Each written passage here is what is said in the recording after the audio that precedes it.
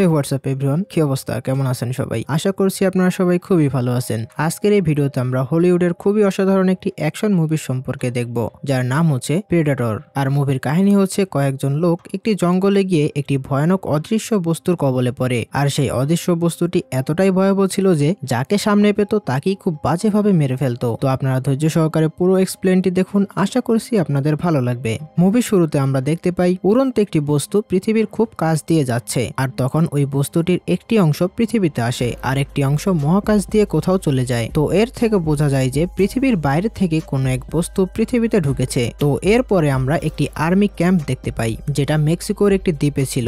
আর এই আর্মি ক্যাম্পটি ছিল মূলত আমেরিকানদের। তো ওই ক্যাম্পে একজন লোককে ডাকা হয়, যার নাম ছিল ডাচ। আর ইনি হচ্ছেন আজকের এই মুভির প্রধান চরিত্র। তো ডাচ এক সময় খুবই পাওয়ারফুল একজন আর্মি অফিসার ছিলেন, আর এখন সে যেহেতু আর্মিতে নেই তাই সে নিজের একটি টিম তৈরি করেছে, যেটা টাকার বিনিময়ে কাজ করত। তো সেখানে যাওয়ার পরে ডাচ সেখানের একজন অফিসারকে জিজ্ঞেস করে আমাদের এখানে কি কাজের জন্য ডাকা হয়েছে। তখন সেই অফিসার বলে আমাদের একজন মিনিস্টার এখানে বেড়াতে এসে হারিয়ে গেছেন, আর সে হেলিকপ্টারে করে জঙ্গলের ওপাশে যাচ্ছিল, কিন্তু এরপরে সে আর ফিরে আসেনি। আর এখন সবাই ধারণা করছে যে ওই জঙ্গলে যে বিদ্রোহী জনগোষ্ঠীরা রয়েছে তারাই হয়তো তাকে আটকে রেখেছে। তখন ডাচ বলে তাহলে সেখানে আমাদের কেন পাঠাবেন, সেখানে তো আপনাদের মিলিটারিদেরই পাঠাতে পারেন। তখন পিছন থেকে ডাচকে একজন ডাক দেয়। তখন সে পিছনে তাকিয়ে দেখতে পায় তার আর্মি লাইফের সব থেকে কাছের বন্ধু, যার নাম ছিল ডোনাল্ড। আর ইনি মূলত এই মিশনের জন্য ডাচকে ডেকেছে। তো এরপরে ডোনাল্ড ডাচকে বলে দেখো দোস্ত, এটা খুবই ছোট একটি মিশন, মাত্র একদিনই শেষ হয়ে যাবে। আমাদের শুধু জঙ্গলের ওপারে যেতে হবে এবং মিনিস্টার সহ আমাদের লোকদের ছাড়িয়ে আনতে হবে। তখন ডোনাল্ড আরো বলে সেখানে তুমি একা যাচ্ছ না, তোমাদের সাথে আমার পুরো টিমও যাবে। তো এরপরে তারা সেই গভীর জঙ্গলে চলে যায় যেখানে ওই বিদ্রোহী জনগোষ্ঠীরা ছিল। আর সেই জায়গাটি ছিল মেক্সিকোর বর্ডারের একদম কাছে। তো সেই জঙ্গলে গিয়ে তারা একটি বিধ্বস্ত হেলিকপ্টার দেখতে পায়, যেটা গাছের সাথে আটকে ছিল। এরপরে তারা যখন উপরে গিয়ে একটু খোঁজাখুঁজি করে তখন বুঝতে পারে এটা মিলিটারি হেলিকপ্টার ছিল না, আর ওই হেলিকপ্টারের ভিতরে দুজন পাইলট ছিল, তাদের মাথায় গুলি করে মারা হয়েছিল। তবে তারা সেখানে দুজনের মধ্যে মাত্র একজনেরই লাশ পায়। তখন তারা ধারণা করে বাকি একজন এবং হেলিকপ্টারের বাকি যারা ছিল তাদের হয়তো বিদ্রোহী জনগোষ্ঠীরা নিয়ে গিয়েছে। আর তখন তাদের মাঝে একজন বলে এখানে অনেক আমেরিকান আর্মিদের জুতা পাওয়া গিয়েছে, তার মানে ওরা অনেক আমেরিকান আর্মিদের আটকে রেখেছে। এরপরে তারা জঙ্গলের ভেতরে খোঁজাখুঁজি করে আরো তিনজনের লাশ পায়, যাদের একটি গাছের সাথে উল্টো করে ঝুলিয়ে রাখা হয়েছিল। আর শুধু তাই নয়, তাদের শরীর থেকে তাদের সমস্ত চামড়া খুলে নেওয়া হয়েছিল, মানে তাদের অনেক যন্ত্রণা দিয়ে খুব বাজেভাবে মারা হয়েছে। তো এই সব দেখে সেখানে সবাই ভীষণ রেগে যায়, বিশেষ করে ডাচ অনেক রেগে যায়, কারণ ওরা বিদ্রোহী হোক বা যাই হোক ওরাও তো মানুষ, আর ওরা মানুষ হয়ে আরেকজন মানুষকে এত জঘন্যভাবে কি করে মারতে পারে। তো এই কারণে তারা ওই বিদ্রোহী জনগোষ্ঠীদের উপর প্রতিশোধ নিতে চায়। আর সেই লক্ষ্যে তারা সামনের দিকে এগিয়ে যেতে থাকে। আর যাওয়ার পথে তাদের মধ্যে একজনের মনে হয় গাছের আড়াল থেকে তাদের হয়তো কেউ দেখছে, কিন্তু আমরা কাউকেই দেখতে পাই না। কিন্তু একটু পরেই আমরা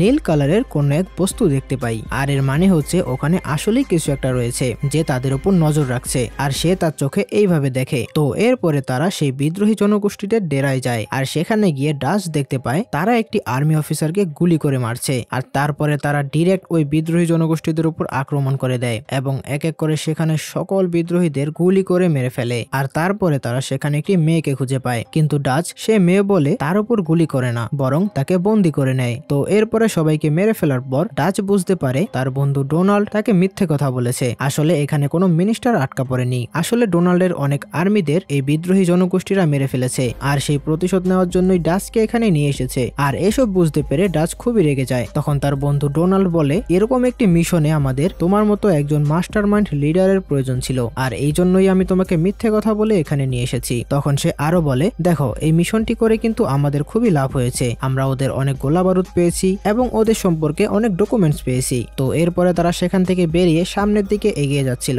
আর তাদের সাথে সেই বন্দী হওয়া মেয়েটিও ছিল, যার নাম হচ্ছে অ্যানা। তো যাওয়ার সময় তাদের মধ্যে একজন যে কিনা ওই দেশেরই বাসিন্দা, আর তার কাজ ছিল দলের সবাইকে রাস্তা চিনিয়ে সামনের দিকে নিয়ে যাওয়া, সে হঠাৎ করে দাঁড়িয়ে যায় এবং চারদিকে আর গাছের উপরে কিছু একটা খোঁজাখুঁজি করতে থাকে। তখন ডাচ তাকে জিজ্ঞেস করে কি হয়েছে, তুমি চারদিকে কি দেখছো? তখন সে বলে আমার মনে হয় ওই গাছে কিছু না কিছু রয়েছে, কিন্তু তারা সবাই খালি চোখে কিছুই দেখতে পায় না, তবে সেখানে কিন্তু আসলেই কিছু একটা ছিল। এরপরে সকল আর্মি অফিসাররা যখন ওই গাছে কি রয়েছে সেটা দেখতে সেদিকে যায়, তখন সেই সুযোগে ওই অ্যানা নামের মেয়েটি সেখান থেকে পালিয়ে যাওয়ার চেষ্টা করে। আর তখন একজন আর্মি সেটা দেখতে পায় এবং সেও তার পিছু নেয়, আর সে অ্যানাকে ধরেও ফেলে। কিন্তু তখন অদৃশ্য কিছু একটি আসে, আর সে ওই আর্মিকে মেরে তার লাশটি জঙ্গলের ভেতর নিয়ে যায়। আর এই বস্তুটি পুরোপুরি পুরোপুরি অদৃশ্য নয়, কিছুটা হলেও বোঝা যায়। তো ওই আর্মিকে মারার ফলে অ্যানার মুখ রক্ত দিয়ে ভরে যায় আর অ্যানা একদম চুপ হয়ে সেখানে বসে থাকে। আর ততক্ষণে সবাই সেখানে চলে আসে আর তারা এসে দেখে তাদের ওই সঙ্গীটি এখানে নেই, কিন্তু অ্যানার শরীরে প্রচুর রক্ত।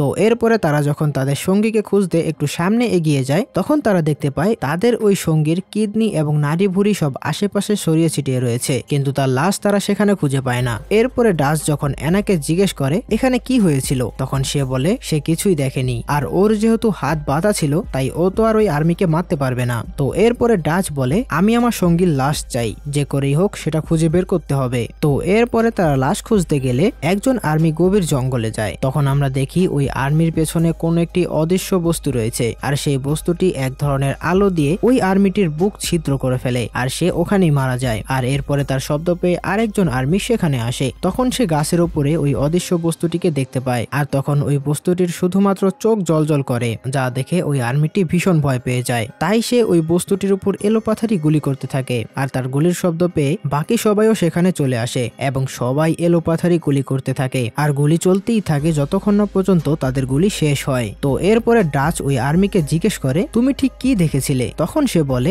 আমি শুধু দেখেছি একটি অদৃশ্য বস্তু যেটা দুটি চোখ জ্বলজ্বল করছিল, আর তারপরে হঠাৎ করে সেই বস্তুটি গায়েব হয়ে যায়। আর অন্য দৃশ্যে আমরা দেখতে পাই ওই বস্তুটির উপর যে গুলি চালানো হয়েছিল তার থেকে একটি গুলি ওর লেগেছিল, আর এই জন্য ওই বস্তুটিকে প্রথমবারের মতো আমরা দৃশ্যমান হতে দেখি। আর এই বস্তুটির হাতে একটি মেশিনের মতো কিছু একটা ছিল, যেটা দিয়ে ও অদৃশ্য হতে পারত আবার দৃশ্যমান হতে পারত। আর এরপরে সে তার ওই গুলিটি বের করার চেষ্টা করে, আর তখন সে ব্যথায় অনেক চিৎকার করতে থাকে, আর সেই চিৎকার পুরো জঙ্গলে ছড়িয়ে পড়ে। তো এরপরে ওই আর্মিরা বুঝতে পারে এই জঙ্গলে ভয়ানক কিছু রয়েছে। তো এরপরে তারা সবাই মিলে ওই জঙ্গলে তারের মতো কিছু একটি দিয়ে ফাঁদ পাতে। তো এই ফাঁদটি এরকম ছিল যে ওই তারের উপর কেউ যদি পা দেয় তাহলে সেখানে একটি ব্লাস্ট হবে। তো আর্মিরা মূলত ওই বস্তুটিকে একটি মানুষ মনে করছিল, তাই তারা এরকম ফাঁদ পাতে। এরপরে সকালে তারা দেখে তাদের মধ্যে আরেকজন সঙ্গী নেই, আর তার লাশও খুঁজে পাওয়া যাচ্ছিল না। তখন ডাচ বুঝতে পারে ওই বস্তুটি শুধুমাত্র মাটি দিয়েই চলাফেরা করে না, সে গাছের উপর দিয়েও চলাফেরা করতে পারে। তো এই কারণে তারা সবাই মিলে আবারও বিভিন্ন জায়গায় ফাঁদ পাততে থাকে, আর এবার তারা গাছের উপরও ফাঁদ পাতে। তো এবার যেখান দিয়েই আসুক না কেন সে আটকা পড়ে যাবে। এরপরে তারা যখন ফাঁদ পেতে অপেক্ষা করছিল তখন কেউ আসে না, আর তখন ডাচ আস্তে আস্তে খুবই সাবধানতার সাথে সেই ফাঁদের কাছে যায়, আর ঠিক তখনই কিছু একটা ফাঁদে আটকা পড়ে যায়। আর তখন আমরা দেখি সেখান থেকে একটি লেজার ফায়ার হয়, আর ওই বস্তুটি ফাঁদ থেকে বেরিয়ে একটি গাছের উপর ঝুলে পড়ে। তখন সবাই আবারও তার উপর এলোপাথারি গুলি করতে থাকে, আর তখন আমরা দেখি ওই বস্তুটি সবাইকে ভয় দেখানোর জন্য কয়েক সেকেন্ডের জন্য তাকে দৃশ্যমান করে আবার অদৃশ্য করে দেয়, এবং তারপরে সে সেখান থেকে পালিয়ে যায়। আর এখানে তাদের মধ্যে আরেকজন সঙ্গী অনেক আহত হয়ে যায়। আর অন্যদিকে ওই বস্তুটি যখন পালিয়ে যাচ্ছিল তখন আরেকজন আর্মি তার পিছু নিয়েছিল, কারণ ওই বস্তুটি যাদের মেরেছে তাদের মধ্যে একজন তার সবচেয়ে কাছের বন্ধু ছিল। তাই সে প্রতিশোধ নেওয়ার জন্য নিজের জীবন বাজি রেখে ওই বস্তুটির পিছনে পিছনে যায়। তখন আমরা দেখি ডাচ ওই আর্মিকে সাহায্য করতে চায়, তাই সে সবাইকে বলে যে আর্মি আহত হয়েছে তার খেয়াল রাখতে, এবং সে নিজে বস্তুটির পিছনে পিছনে যাওয়া আর্মিটিকে সাহায্য করতে চায়। কিন্তু তখন ডোনাল্ড বলে তোমার যেতে হবে না, আমি ওকে সাহায্য করার জন্য যাচ্ছি, তুমি বরং আমাদের বাকি যে কয়জন সদস্য জীবিত আছে তাদের সবাইকে নিয়ে চলে যাও, কারণ ওই বস্তুটি আর যাই হোক না কেন মানুষ নয়, ওটা খুবই ভয়ানক কিছু হবে। তো এরপরে ডোনাল্ড যখন ওই আর্মিকে খুঁজছিল তখন সে শুনতে পায় কেউ তাকে আস্তে আস্তে বলছে চুপ করে নিচে বসে পড়ো। আর সে যখন নিচু হয় তখন সে দেখতে পায় ওই আর্মি অফিসারটি এখানে লুকিয়ে রয়েছে, আর সে লুকিয়ে লুকিয়ে কোনো একটা কিছু দেখছে। আর তারপর সে ডোনাল্ডকেও সেই বস্তুটিকে দেখায়। তখন তারা দুজনে মিলে দেখে ওই বস্তুটি একটি গাছের উপর বসে রয়েছে। তো এরপরে ওই আর্মি অফিসারটি বলে তুমি এখানে থাকো, আমি গিয়ে আমার বন্ধুর প্রতিশোধ নিয়ে আসি। কিন্তু ওই বস্তুটি ছিল খুবই স্মার্ট এবং হাই টেকনোলজির, তাই ওই আর্মি অফিসারটি যখন বের হতে যায় তখন সে তার উপর লেজার লাইট দেখতে পায়, আর তারপরই ফায়ার হয়, যার ফলে ওর মৃত্যু হয়। মানে ওই বস্তুটি তাকে লেজার লাইট মেরে ফায়ার করে মেরে ফেলেছে। আর এরপরে আমরা অন্য দৃশ্যে দেখতে পাই ডাচ এবং তার সাথে বাকি যারা জীবিত রয়েছে তারা এই জঙ্গল থেকে পালিয়ে যাওয়ার চেষ্টা করছে। আর যাওয়ার সময় তারা যখন একটি গাছের উপরে ছিল তখন তারা ডোনাল্ডের চিৎকার শুনতে পায়, তার মানে ওই বস্তুটি ডোনাল্ডকেও মেরে ফেলেছে। আর তখন ওই যে একটি আর্মি ছিল না যে সবাইকে পথ দেখিয়ে নিয়ে যেত, সে সিদ্ধান্ত নেয় যত শক্তিশালী কেউই সামনে থাকুক না কেন সে একাই তার সাথে লড়াই করবে। তাই সে সেখানে দাঁড়িয়ে পড়ে, আর ওই বস্তুটিও সেখানে চলে আসে। কিন্তু আমরা দেখি ওই বস্তুটি তাকে এক নিমেষেই মেরে ফেলে। আর এরপরে তারা শুধুমাত্র 3 জন বেঁচে ছিল, ডাচ, অ্যানা এবং ওই আহত আর্মিটি। তো এরপরে আমরা দেখতে পাই ডাচরা যখন সামনে এগিয়ে যাচ্ছিল তখন ওই বস্তুটি ওই আহত আর্মিটির উপর একটি লেজার লাইটের গুলি করে, ফলে সে সেখানেই মারা যায়। আর তারপরে ডাচ যখন ওই বস্তুটির উপর গুলি করছিল তখন বস্তুটি তার উপরও একটি লেজার লাইটের গুলি করে, ফলে সে আহত হয়ে পড়ে। আর তখন সে অ্যানাকে বলে তুমি এখান থেকে পালিয়ে যাও। আর তখন অ্যানা সেখান থেকে পালিয়ে যেতে থাকে, আর ডাচও পালিয়ে যেতে থাকে। আর সে পালাতে পালাতে পাহাড় থেকে একটি নদীতে ঝাঁপ দেয়। আর সে অনেক কষ্টে যখন নদীর কিনারে পৌঁছায় তখন আমরা দেখি তার পুরো শরীর কাদা দিয়ে মাখামাখি হয়ে গেছে। আর তখন আমরা এটাও দেখি যে ওই বস্তুটিও তার পিছনে পিছনে এসেছে, আর সে আস্তে আস্তে নদীর কিনারে আসছে। আর ওই বস্তুটিকে দেখে ডাচ গাছের শেকড়ের মধ্যে লুকিয়ে পড়ে। কিন্তু মজার ব্যাপার হচ্ছে ওই বস্তুটি তাকে দেখতে পারছে না। আর আমরা দেখি ওই বস্তুটি এখন আর অদৃশ্য নেই, সে এখন দৃশ্যমান হয়েছে। তখন ডাচ মনে করে ওই বস্তুটি আমাকে কেন দেখতে পেল না? এই বস্তুটি হয়তো সরাসরি কাউকে দেখতে পায় না, সে হয়তো তাপমাত্রার উপর ভিত্তি করে সিলেক্ট করে। আর যেহেতু ডাচের শরীরে কাদা ভরা এবং আশেপাশে প্রচুর কাদা রয়েছে, তাই ওই বস্তুটি ডাচকে ডিটেক্ট করতে পারেনি। তো এটা যখন ডাচ বুঝতে পারে তখন সে সিদ্ধান্ত নেয় সে তার সকল সঙ্গীদের মৃত্যুর বদলা না নিয়ে এই জঙ্গল থেকে যাবে না। তো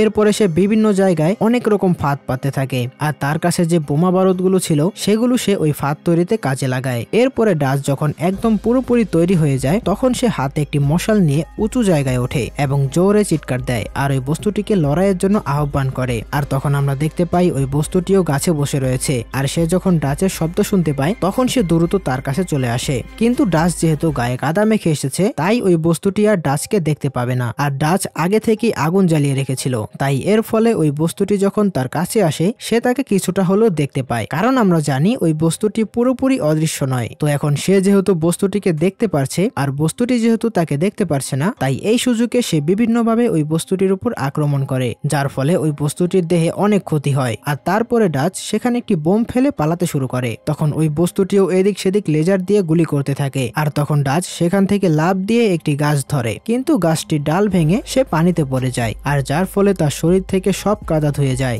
আর এখন ওই বস্তুটি তাকে খুব সহজেই দেখে ফেলবে। এরপরে আমরা দেখি খুব সহজেই বস্তুটি ডাচকে ধরে ফেলে এবং তার গলায় চেপে ধরে। কিন্তু এরপর আমরা দেখি সে হঠাৎ ডাচকে ছেড়ে দেয়, কারণ ডাচ যেহেতু তার সাথে লড়াইয়ের জন্য আহ্বান করেছিল তাই সে সিদ্ধান্ত নেয় ওর সাথে চ্যালেঞ্জিং ফাইট করবে। তো এরপরে আমরা দেখি সে ডাচকে খুবই ভয়ানকভাবে মারতে থাকে, যার ফলে ডাচের অবস্থা খুবই খারাপ হয়ে যায়। কিন্তু সে মার খেয়ে যে জায়গায় পড়েছিল সেখানে সে একটি ফাঁদ দেখে, যেটা সে নিজেই পেতে রেখেছিল। তো এজন্য সে কোনো রকমে ওই ফাঁদের ভেতর ঢুকে পড়ে, যার ফলে ডাচের কাছে যদি ওই বস্তুটি আসতে চায় তাহলে সে ফাঁদে আটকা পড়বে। তো এই জন্য ডাচ ওই ফাঁদের ভিতর ঢুকে ওই বস্তুটিকে ডাকে, এখানে এসে আমাকে মেরে যা। কিন্তু ভাই ওই বস্তুটি কোনো মানুষ নয়, সে যেহেতু খুবই স্মার্ট তাই সে বুঝতে পেরে যায় ওখানে কোনো একটি ফাঁদ রয়েছে। আর এই জন্য সে সামনে দিয়ে না এসে অন্য দিক দিয়ে ডাচের সামনে এসে দাঁড়ায়। কিন্তু ডাচের ভাগ্য খুবই ভালো ছিল যে সে সেখানেও একটি ফাঁদ পেতে রেখেছিল। সে মূলত ওখানে গাছের সাথে অনেক বড় একটি গাছের গুড়ি দিয়ে ফাঁদ পেতে রেখেছিল, আর সেটা ট্রিগারটা ডাচের পায়ের কাছে ছিল। তো তখন আমরা দেখি ডাচ তার পা দিয়ে লাথি দিয়ে ট্রিগারটি চেপে দেয়, যার ফলে ওই গাছের গুড়িটি